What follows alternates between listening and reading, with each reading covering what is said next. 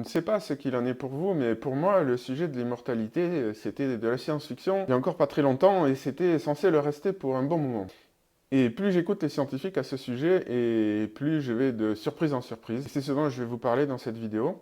Donc on va aborder la question d'un point de vue scientifique, et je pense que vous allez être surpris. Et sachez aussi que je vais parler de la pratique, de ce qu'on peut faire concrètement, sans dépenser des 1000 et des cents, pour ceux qui veulent s'engager d'ores et déjà sur cette voie-là. Donc c'est un sujet passionnant, c'est un sujet clivant, mais là je vais l'aborder du point de vue de la pratique en fait, du point de vue scientifique, de ce qui est possible de faire.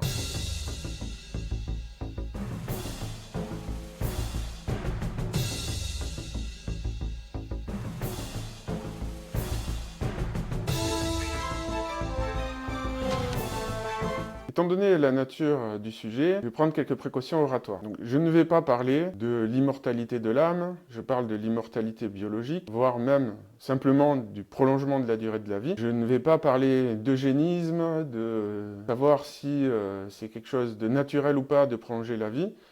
Toutes ces questions-là, je ne les aborderai pas dans cette vidéo. Je ne dis pas que ce sont des questions négligeables, c'est juste que là, je vais me concentrer sur l'état de la science à ce sujet actuellement, sachant que je ne suis pas dans les labos qui travaillent sur ces questions-là, donc c'est une perception subjective. Peut-être que certains scientifiques qui travaillent dessus auront une perception différente, mais en tout cas, c'est un sujet qui intéresse de plus en plus les scientifiques qui travaillent ouvertement dessus. Déjà, rien que ça, c'est une énorme nouveauté. Donc il y a des scientifiques qui viennent nous parler, certains d'immortalité, certains de prolongement de durée de la vie. Alors comment ça a commencé pour moi cette histoire? La première fois où je me suis dit, ah, en fait, j'avais loupé un truc.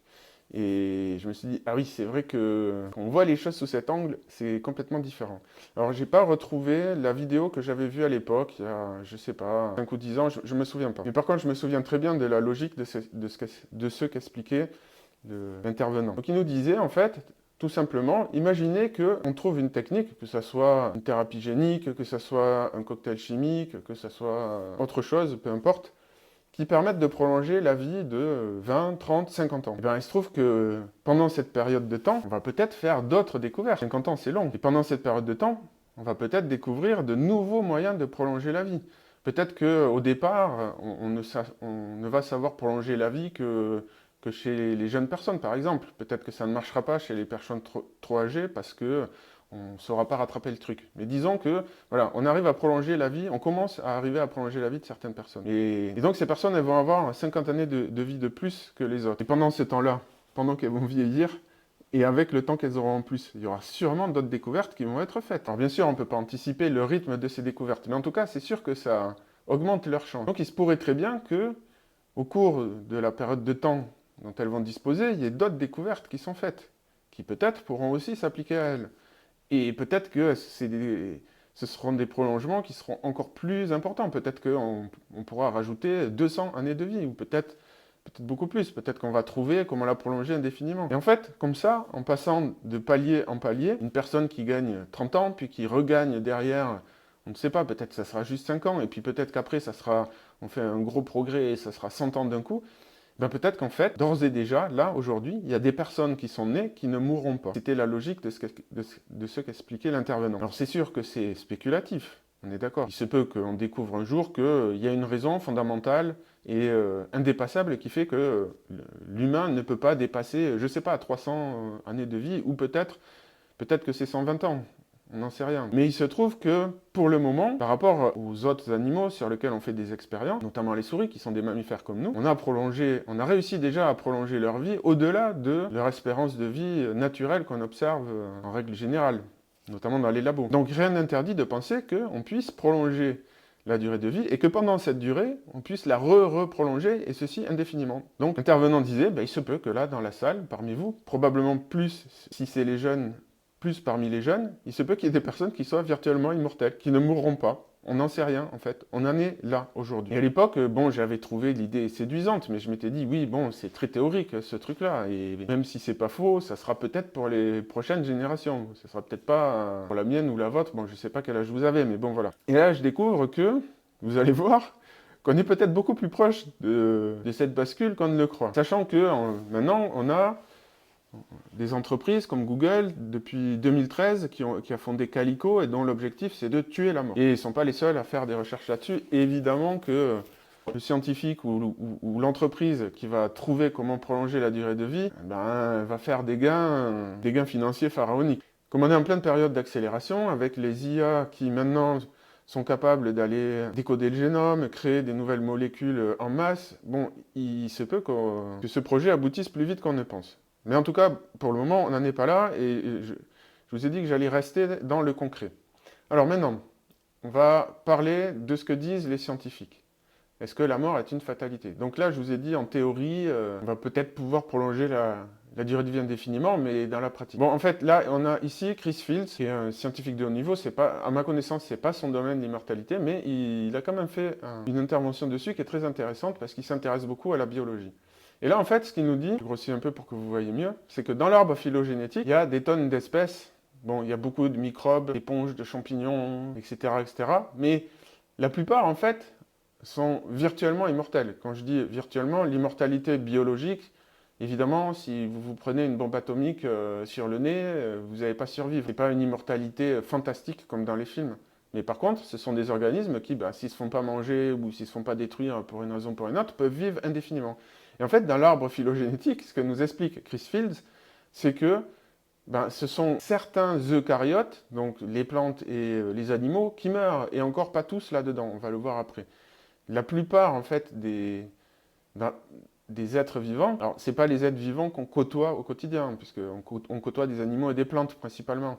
Enfin, les microbes, on les voit pas, mais ils existent, et la plupart, en fait, sont virtuellement immortels. Donc, l'immortalité n'est pas la mortalité, pardon, n'est pas une spécificité de la vie. C'est une spécificité des êtres sexués, a priori.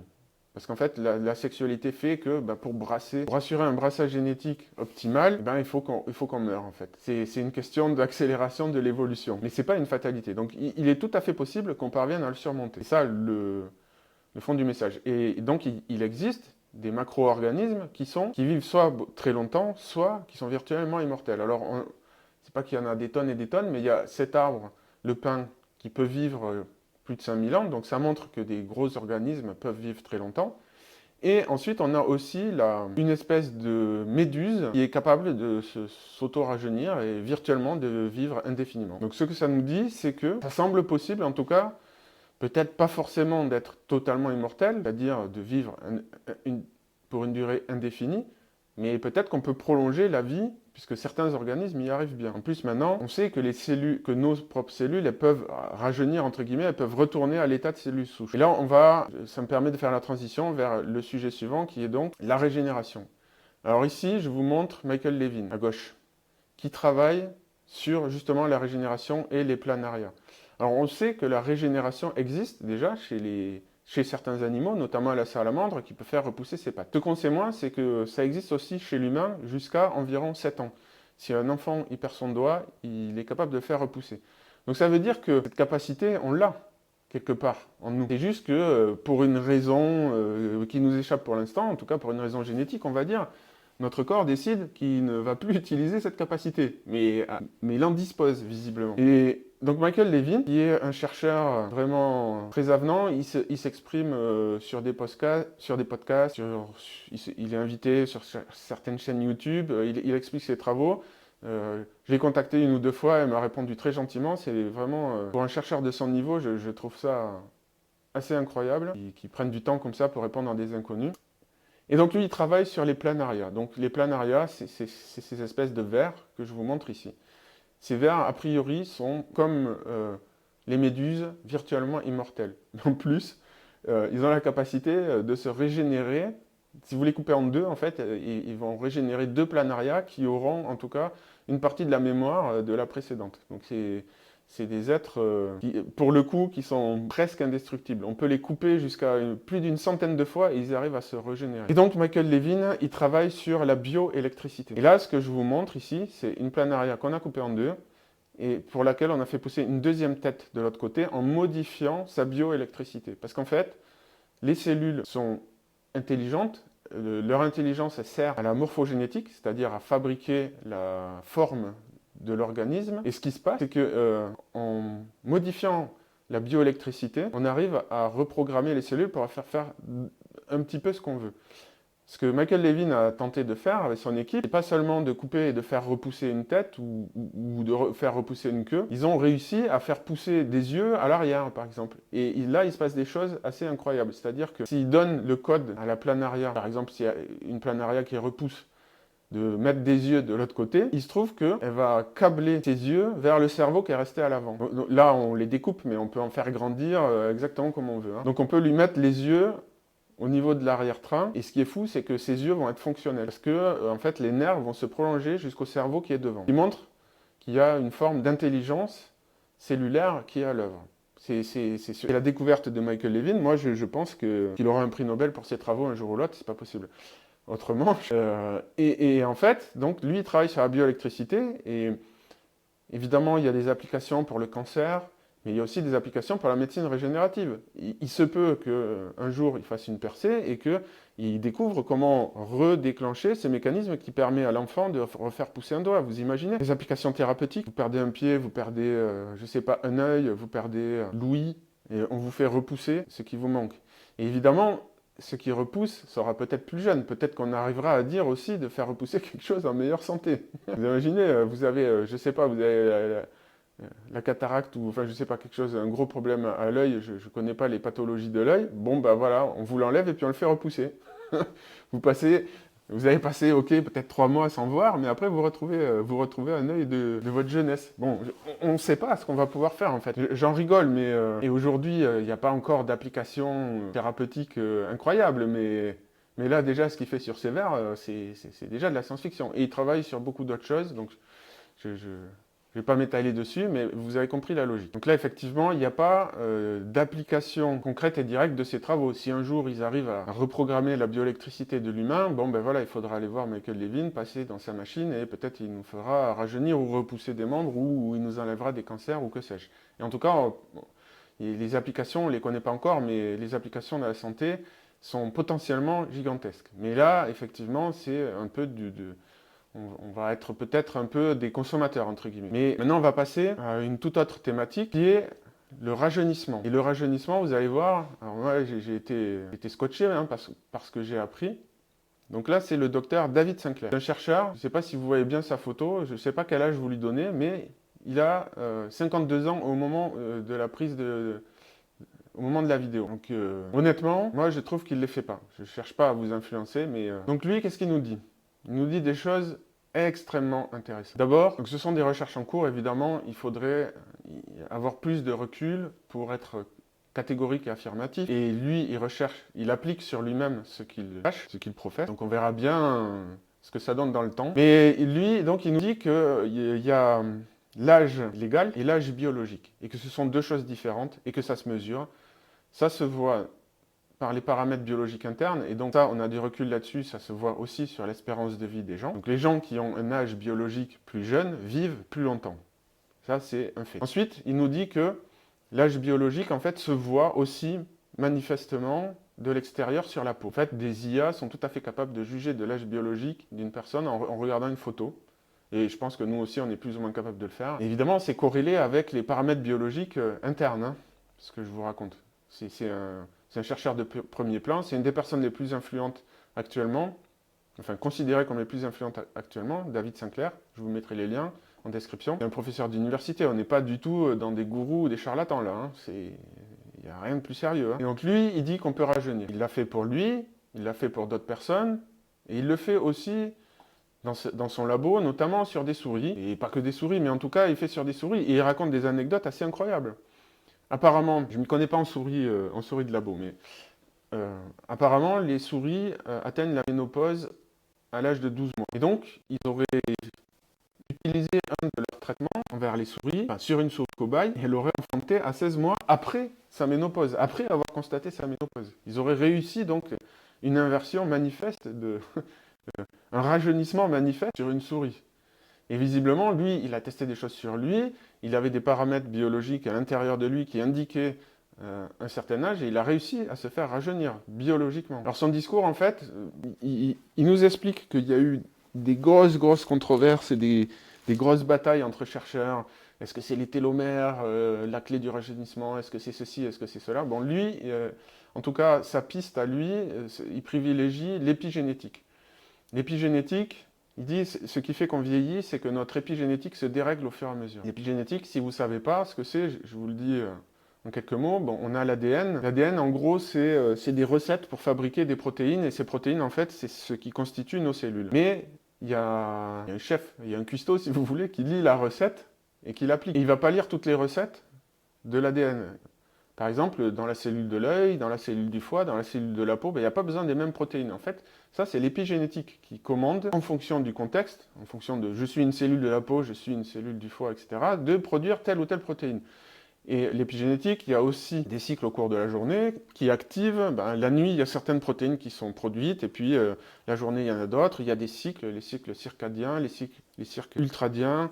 Et il y a aussi donc d'autres influences, d'autres facteurs qui influencent l'épigénétique, notamment le stress. Et c'est là où on arrive dans le concret. Donc une espérance de vie normale pour une personne, c'est 80 ans. L'espérance de vie pour une personne qui a une mauvaise hygiène de vie, on va dire, ça peut aller de moins 10 à moins 20 ans. Disons, pour faire une moyenne, grosso modo, c'est moins 15 ans. Non, c'est moins 10 ans. En fait, ça va dépendre si c'est une très mauvaise hygiène de vie ou si c'est... Bon, la plupart des gens n'ont pas tous la pire hygiène de vie. C'est juste que tout le monde ne fait pas forcément des efforts. Donc, l'hygiène de vie, en gros, c'est la sédentarité, la viande rouge, l'alcool, la cigarette. Donc, le fauteuil et la table. C'est ça qui va faire que vous aurez une espérance de vie moindre que l'espérance de vie moyenne. D'accord ? Je me situe par rapport à l'espérance de vie moyenne. Donc, au lieu de vivre 80 ans, si vous avez une mauvaise hygiène de vie, vous allez vivre, disons, 70 ans, peut-être 65 ans. Sachant que, voilà, vous comparez par rapport à l'âge de la retraite et vous voyez combien d'années ça vous laisse de vie après avoir fini le travail. Donc, à vous de voir, c'est votre santé. Alors là, ce qu'il nous dit, c'est qu'à l'inverse, il existe une bonne hygiène de vie, meilleure que la normale, qui va vous donner potentiellement 5, 10, 15, peut-être 20 années de vie en plus. Et là, on ne parle pas, en tout cas pas complètement, de thérapie génique ou de cocktail chimique qu'il faut s'injecter tous les jours. De quoi il s'agit? En fait, les clés, une des clés principales, c'est le jeûne intermittent, donc de restreindre votre plage horaire pour manger. J'ai un trou si il faut ne pas manger tous les jours pendant 14 ou 16 heures, c'est quelque chose comme ça, au minimum. L'autre chose, évidemment, c'est le sommeil, de gérer son stress, faire de l'activité physique. En fait, si vous faites tout ça, déjà là, vous allez gagner probablement une dizaine d'années de vie de plus. Lui, le docteur David Sinclair, donc je mettrai pareil les liens en description, il va plus loin, donc il travaille sur des compléments alimentaires, mais aussi des molécules. Bon, après là, c'est technique et ça dépasse mes compétences. En tout cas, pour le moment, je ne peux pas vous en dire plus, mais ils ont nommé quelques molécules qu'ils prenaient en plus. Donc, ils doivent être produites par des laboratoires. Donc là, on n'est plus dans les compléments alimentaires. Et il n'a pas donné de chiffres non plus si ça rajoutait 5 ou 10 ans d'espérance de vie en plus. Mais bon, disons que ça permet d'aller encore plus loin. Donc déjà, sur l'hygiène de vie, ça, c'est des choses que tout le monde peut faire. Le jeûne intermittent, tout le monde peut s'y mettre. Gérer son sommeil, tout le monde peut s'y mettre. Faire de l'activité physique, tout le monde peut s'y mettre. Après, ceux qui veulent aller plus loin, il y a des produits pharmaceutiques donc, qui là doivent être prescrits, si j'ai bien compris, qui demandent aussi un suivi médical, c'est-à-dire il faut faire des analyses sanguines régulièrement pour voir ce qui se passe dans votre corps et pour ne pas prendre les mauvais dosages ou les mauvaises molécules. Donc là, il ne faut pas faire n'importe quoi, mais on a quand même déjà des choses très concrètes. C'est quand même le message que je veux faire passer. Si vous arrivez à vous rajouter 10 années de vie juste avec l'hygiène de vie, on retombe dans ce que je vous disais au début, c'est que peut-être que d'ici à ce que vous vieillissez, il y aura peut-être d'autres découvertes qui seront faites, qui vous permettront de reprolonger encore votre vie plus longtemps. Et on parle de vie en bonne santé, on ne parle pas de vie décrépite. Là, quand on parle, parce que là, ce docteur, il se rajeunit. Dans tous les cas, même en admettant que pour une raison ou pour une autre, il ne vive pas beaucoup plus longtemps, il aura quand même une vie meilleure, du point de vue de la santé. Donc j'insiste là-dessus parce que je trouve que c'est quand même remarquable. Donc voilà où on en est pour l'instant. Très récemment, en Angleterre, a été autorisé l'usage d'une thérapie génique pour traiter la drépanocytose, et ça marche à 93-95% des cas, et c'est définitif. Donc imaginez que demain, grâce à l'espérance de vie que vous avez gagnée en plus, peut-être dans 20 ans ou dans 30 ans, avec les IA, on aura trouvé une autre thérapie génique qui nous permet, de notre vivant, de modifier notre espérance de vie. Là, la question, elle va se poser concrètement. pour vous. Est-ce que vous la prenez, est-ce que vous la prenez pas? Il est fort possible, en tout cas c'est plus du tout de la science-fiction, que ça nous arrive à tous, au cours de notre vie, en tout cas tous ceux qui ne sont pas trop âgés à l'heure actuelle, d'avoir cette question concrètement à se poser. C'est le message de cette vidéo, il va falloir commencer à y réfléchir pour de vrai. On peut déjà faire des choses. Personnellement, je ne savais pas avant de voir cette vidéo qu'il existe des protocoles très concrets pour rallonger sa vie et même rajeunir biologiquement. Et que ça se mesure. Quand il y a une souris, alors ça n'a pas été fait sur des humains, mais quand une souris ménopausée, bien après l'âge de sa ménopause, elle se remet à faire des petits, c'est quand même que ça fonctionne. Donc là, on parle de... C'est pas en faisant des jeûnes intermittents, on est d'accord hein, que les souris, elles ont fait ça. Là, c'est parce qu'elles ont pris certaines molécules pharmaceutiques. Donc voilà où on en est, à peu près. Pour l'instant. Après, il y a d'autres... J'ai pas pu encore lire le livre de David Sinclair. Il y a d'autres chercheurs qui en parlent. Je vais continuer à me renseigner sur le sujet. Je vous referai des topos régulièrement là-dessus. C'est un sujet qui m'intéresse beaucoup puisque moi, je m'intéresse à l'auto-accélération, comment s'accélérer soi-même. On peut le faire au niveau cognitif, on peut le faire au niveau économique, on peut le faire au niveau biologique. Donc, je vous parlerai de tout ça petit à petit. Là, je commence à mettre une petite touche sur la question biologique. Maintenant, je voudrais parler un petit peu, comment dire, j'ai envie de dire éthique, c'est pas exactement le bon mot, mais bon, à ce sujet. Je n'ai pas vraiment d'arguments pour ce que je vais affirmer, c'est plutôt instinctif, j'ai quelques exemples à l'appui, mais je ne crois pas à la facilité. Je ne crois pas que juste en prenant une piqûre avec une thérapie génique ou en allant voir un docteur qui nous prescrit un cocktail chimique, qu'on va juste gagner des années de vie comme ça, de manière aussi facile que je vais acheter une voiture et j'apprends à conduire et puis voilà. Donc moi je pense que ça va pas être aussi simple, qu'il va falloir monter en compétence sur ces sujets-là, qu'il va falloir s'impliquer personnellement. Bien sûr, on sera guidé par des experts, mais je ne pense pas que, comment dire, les rajeunissements ou l'immortalité vont devenir des produits de consommation. On ne va pas aller au supermarché s'acheter une pilule pour rajeunir de 10 ans. Je pense que ça va être plus compliqué que ça. Et donc, je voudrais vous donner un exemple. Admettons que on trouve une thérapie génique qui prolonge la vie de, disons, 50 ans ou 100 ans, qui permettrait à tout un chacun d'espérer vivre, je ne sais pas, jusqu'à 170 ans, 200 ans. Allez, disons 200 ans. Eh bien, je pense que même s'il y avait quelque chose d'aussi sûr et facile que ça, en plus qu'il n'y ait pas de contrepartie, pas de coûts cachés, de risques, entre guillemets, je vais au supermarché, je prends ma piqûre et hop, je gagne. Je peux la prendre qu'une fois parce que ça change mon génome et je vais pouvoir aller jusqu'à 200 ans. Admettons que ce truc-là existe. Eh bien, je pense que ça ne sera pas si simple parce que dans tous les cas, ça va se combiner avec votre hygiène de vie et même avec le génome boosté de plus qui vous donne une espérance de vie améliorée, eh bien, je pense que ceux qui feront l'effort d'avoir une hygiène de vie correcte, qui feront les pratiques prescrites par le docteur David Sinclair, eh bien ceux-là, ils arriveront peut-être à 300 ans, alors que les autres, ils n'arriveront que à 150 ou à 120. Donc je pense qu'il n'y aura pas de solution magique pour les feignasses, en gros. Parce que, peut-être vous arriverez à vivre jusqu'à 150 ans, et par rapport à aujourd'hui où on vit jusqu'à 80 ans, bah, ça va déjà être un énorme progrès. Mais par contre, vous allez la voir mauvaise quand vous allez voir les autres qui vivent jusqu'à 300 ans. Donc ça pourrait créer des inégalités gigantesques, du fait que certains, ils vont s'astreindre à une hygiène de vie qui va se combiner avec en plus le bon génome. Vous voyez ce que je veux dire? Mais même ça, je pense que ça sera encore plus compliqué que ça, parce que, pour l'instant, je ne sais pas comment le dire, mais... Enfin, je ne sais pas comment l'argumenter et le prouver, mais je pense qu'il y aura une contrepartie, un coup caché, parce que c'est toujours comme ça. C'est pas que ça soit impossible, mais il faudra, en tout cas pour les premiers, peut-être qu'après tout ça, ça va se normaliser, mais il faudra se le mériter d'une manière ou d'une autre. Et il se peut qu'il y ait des choses qu'on n'anticipe pas, que le fait de vivre plus longtemps, ça modifie notre personnalité ou nos croyances. Et peut-être qu'on vivra plus longtemps, mais qu'on aura quand même plus de soucis de santé aussi, finalement. Peut-être que vivre 300 ans, ça sera possible. Peut-être qu'on pourra le faire dans des conditions pas trop mauvaises. Mais peut-être qu'on sera toujours en permanence, je ne sais pas, sujet aux grippes, ou peut-être qu'on va tous devenir, entre guillemets, asthmatiques. Enfin voilà, ça ne sera peut-être pas non plus complètement idéal. Peut-être que certaines thérapies, ou peut-être certains comportements pourront compenser. Mais voilà, je ne crois pas, en tout cas le truc auquel je ne crois pas, c'est le côté je me fais changer mon génome en aveugle et oui, ça va bien se passer, il n'y aura aucun souci. Si on y arrive un jour à cet état-là, ça sera dans plusieurs générations. Peut-être que effectivement, après avoir essuyé quelques plâtres, il y aura les générations futures, voilà, elles auront vraiment dépassé le cap et que pour elles, ça sera plus facile.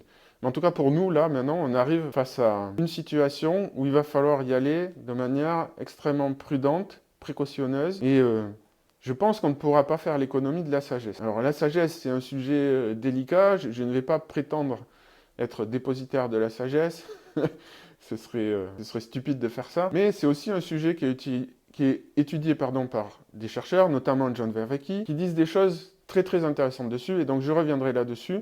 En fait, à quoi ça va se résumer ces histoires de sagesse? Ça va se résumer à des histoires d'équilibre de polarité et d'esthétique. Donc je reviendrai dessus, je vais pas faire une vidéo détaillée là-dessus maintenant.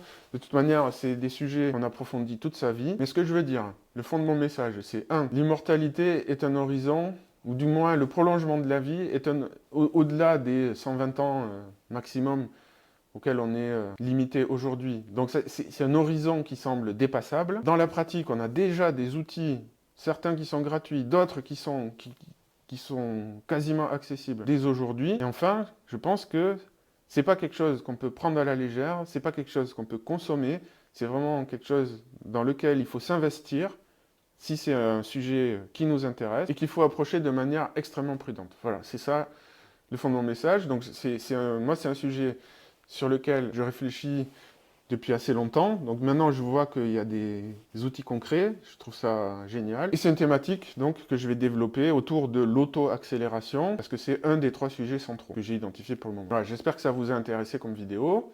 J'espère que vous avez appris des choses, comme moi, qui ai appris en faisant des recherches sur ces sujets-là. Dites-moi en commentaire si ça vous intéresse de vous lancer dans cette sorte de quête de l'immortalité, ou du moins de la vie prolongée, ou on pourrait dire cette quête du rajeunissement. Est-ce que cette vidéo vous a fait un peu changer d'avis sur la question? Est-ce que vous avez appris des choses? Ça m'intéresse de le savoir. N'hésitez pas évidemment à partager, à vous abonner. Si vous voulez être tenu au courant des prochaines vidéos sur tous ces sujets, donc je redis, l'auto-accélération, qu'elle soit cognitive, spirituelle si vous préférez, économique ou sociale, on pourrait dire aussi, et biologique. Voilà, donc j'ai un Twitter, j'écris des livres, j'ai un blog, je suis sur Telegram, donc n'hésitez pas à regarder mes autres travaux, tout n'est pas sur YouTube. Voilà, je vous dis à bientôt.